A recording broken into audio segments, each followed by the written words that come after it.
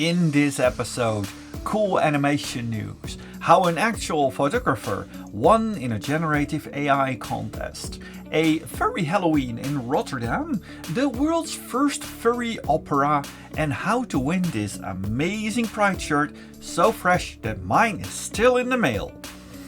But first, the latest charity news from the fandom in the June edition of Digging Up Positivity.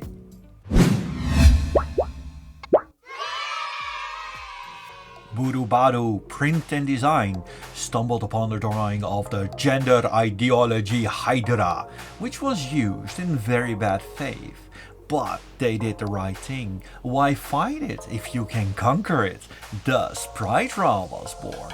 They sold 23 shirts, 3 hoodies and 12 stickers so far, and the proceedings of $197.93 went to Trancend Australia, an LGBTQ charity dedicated to young, trans and non-binary children.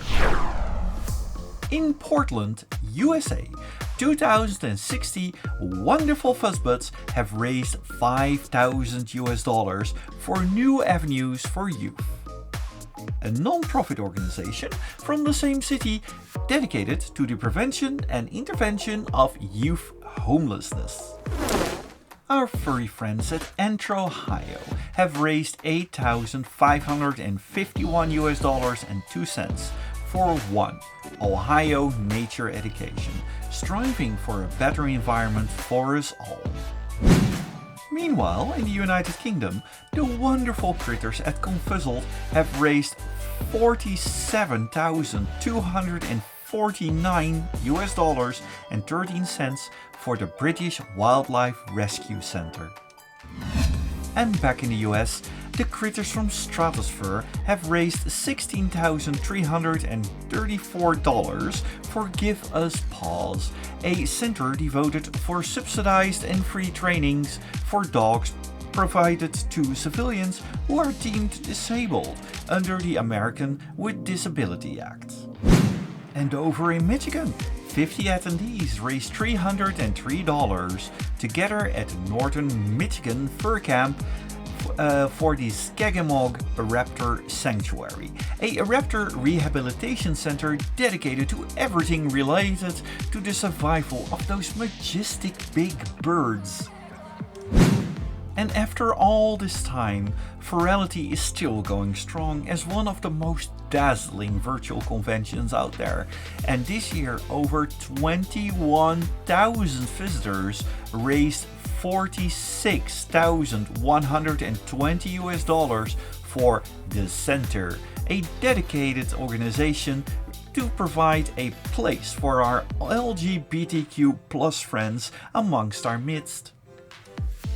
But at the making of this video, Pride Month is still in full swing and several Pride-related charities are still going on within the fandom, such as Pride in Kindness and our previous guest Sherbert with their Transnanigans Part 2. And of course, the results will be added to the charity index next month and the grand total at the end of this very year. Not just did all the furry charities covered by Digging Up Positivity raise over $750,000 this year, but almost 30% of that is devoted to LGBTQ causes. Over $223,000, which is already more than the $157,398.03 raised over the entirety of last year.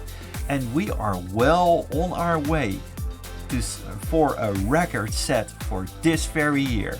I am stoked to see how much furries will raise worldwide in the second half of 2024. But we are not done. During this month I released a new Pride merch. This lovely Pride shirt, and not just for meerkats. If you want to, go check out my artwork D-store or stay until the end of the video to see how you can win one. Earlier this year we covered Furry Tea Party, one of the Asian furry events held in Taiwan. This year they also had one of the town officials, the mayor, visiting their event. Our partners at Global Furry Television had an interview on the chaos that ensued when 3 days before the event they heard the mayor was visiting. You can find the interview linked in the corner or in the description below. Twice a year there's the Dutch Comic Con in Utrecht. A reason why I'm covering it here is that this is a perfect opportunity to meet new furry friends on both Saturday and Sunday.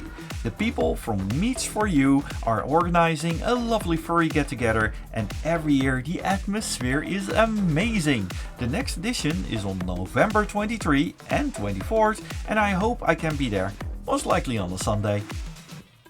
Speaking of furry events, last year I was very honored to be invited to Diggerland at Devon in the UK for a meet and greet. And come on, an entire theme park dedicated around the meerkat's favorite activity, digging? That's just awesome. The meet and greet was a big success and we will be returning on Saturday, July the 6th. Tickets are available on the Diggerland website. Hope to see you there. It almost looks like you can't escape it. AI, while it does have its uses, especially generative AI, is very controversial. And not just because of the numbers of copyright issues that really do need to be addressed. It happened quite a bit that AI work was submitted in genuine human competitions and that it snatched away prizes from the very human contenders.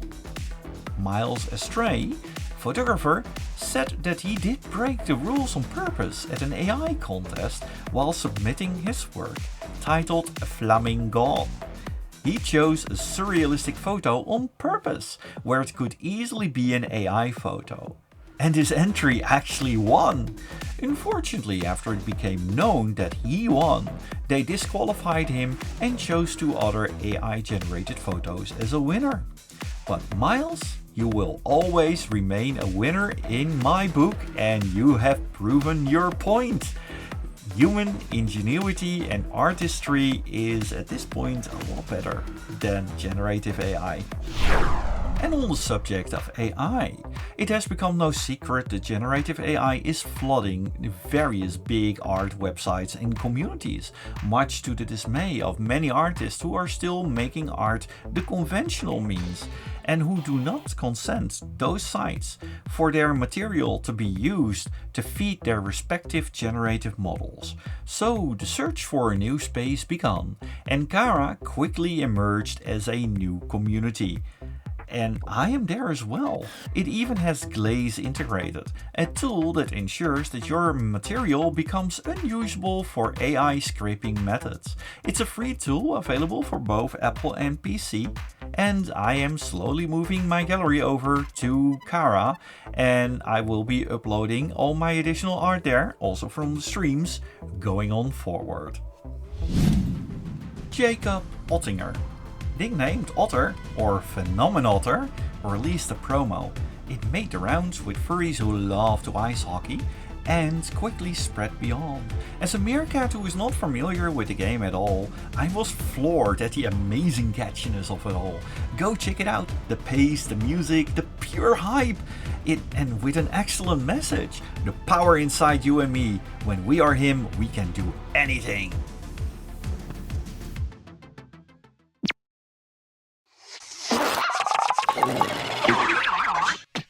A citizen from Singapore, who is a huge Pokemon fan, is releasing cute little animations from time to time, and his latest series is just hilarious. From an Eevee tasting lemon to what happens if you try to disassemble a magneton. They are short and extremely silly. Go check them out! Pooch is a very lovely animation, where Fifi, a guitarist poodle, is getting invited to play along at a venue with her old high school band. Unfortunately, tensions are rising as old rivalries emerge.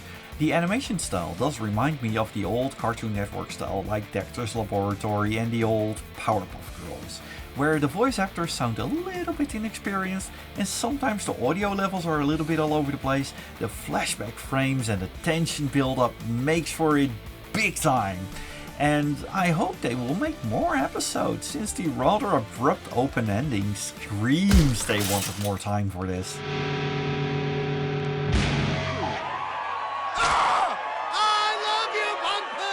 Well, lately I don't play it as much as I used to, not nearly. I always loved Dungeons and Dragons, scouring dungeons and even building them in Dungeon Master. When I saw Dungeon Flippers, I was sold. It's a very well executed pilot with plenty of callbacks to those dungeons. The story follows Mowgli, an ambitious manticore with a great imagination, and Cleveland, a business-savvy dragon, and who are both trying to sell a dungeon as the Dungeon Flippers to a wizard, who is an exceptionally difficult customer. Will they succeed? The music really stands out, complementing the nice pacing of this 16-minute pilot episode.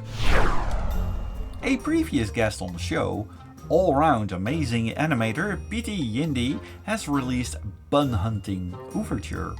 They released the first half of an animation that has been in the making for over a year. It started out as a classic wolf versus rabbit idea, including the delightfully corny gags that would make Tex Avery blush. But just before the end of the first half, it takes a very interesting queer and twist that makes me yearn for the release of the second half, which we will definitely cover here.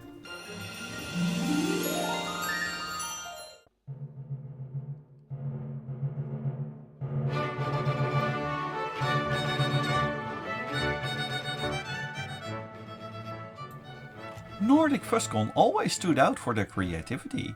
They allow their staff to come up with a wild variety of shows and ways of doing things. One of the reasons why I pride myself of being part of them. Last convention they had a very special opera, the Flüfferdämmerung, and the performance is phenomenal. The video is linked here and I do really recommend it. Sit back, don your fancy drinks and enjoy this 1 hour magnificent show.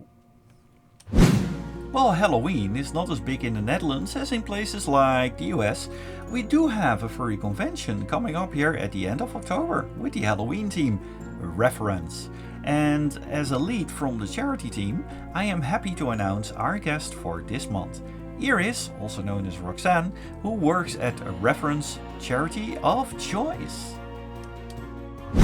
This month's guest at Digging Up Positivity is Iris, a good friend and known furry in the Netherlands, who is at this moment our liaison for the charity at Reffurence, the upcoming furry convention in Rotterdam from the 24th till the 27th in October. Iris, can you tell us a little bit about yourself? Hi, thank you for having me. First, I can tell something about myself. I live in the Netherlands. I work as a technician in the theater industry. I love bird watching, being creative. I have an embroidery machine where I love to make plushies and keychains with. I'm going to conventions as a dealer. I just like to be myself. Well, those plushies, I've seen some of them. They are amazing, and I hope that you will bring them along to Reffurence. But you also said you were doing some charity work for, what was that, the name of that organization again? I work as a volunteer for Valklas Cara in Rotterdam. We help different kind of species, mammals and birds, especially birds. We help around 20,000 birds every year, which is a lot, especially if you look at the size of our location.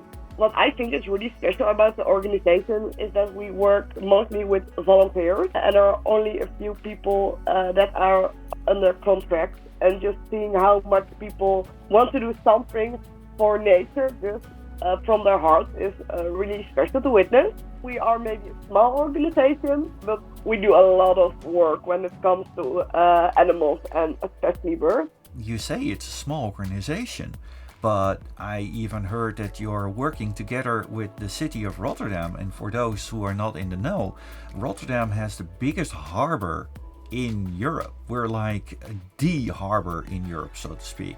And there are often oil spills and other things. And don't they contact the Vogelklas when there's something afoot?